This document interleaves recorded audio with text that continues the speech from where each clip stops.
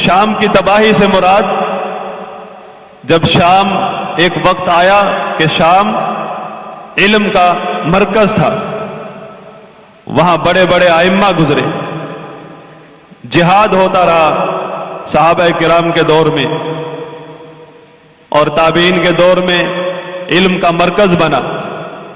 پھر اس قدر فساد آیا کہ وہاں عقیدے کی خرابیاں اس حد تک پھیل گئی کہ اللہ کے نبی صلی اللہ علیہ وسلم کی جو حدیث ہے اس کا مصداق بن گیا کہ شام میں اب کوئی خیر نہیں رہی۔ شام میں اور خیر القرون میں یہ ہوتا تھا کہ جس ملک میں بھی چلے جائے وہاں علم کا مرکز اور کبار ائمہ اہل سنت ملتے تھے۔ اہل بدعت کو اپنا منہ چھپانے کی جگہ نہیں ملتی تھی، گمراہ لوگوں کو۔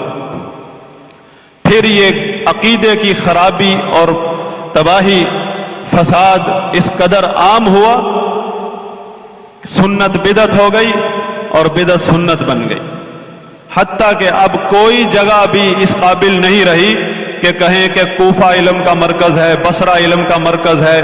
حتیٰ کہ امام مسجد نبوی کے ممبر پہ بھی کھڑا ہے تو اس کو بھی دیکھنا پڑے گا کہ وہ اہل الحدیث ہے کہ نہیں۔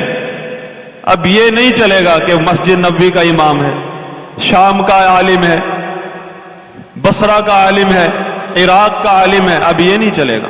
اب لا تزال طائفۃ من امتی کو دیکھیے، ڈھونڈیے ائمہ اہل سنت کو، انہی میں خیر ہے، باقی ان کے علاوہ سب تباہی ہے۔ اور امت کی تباہی اور ہلاکت عقیدے کی تباہی اور ہلاکت میں ہے، رسول اللہ صلی اللہ علیہ وسلم کے منہج سے دوری میں ہے۔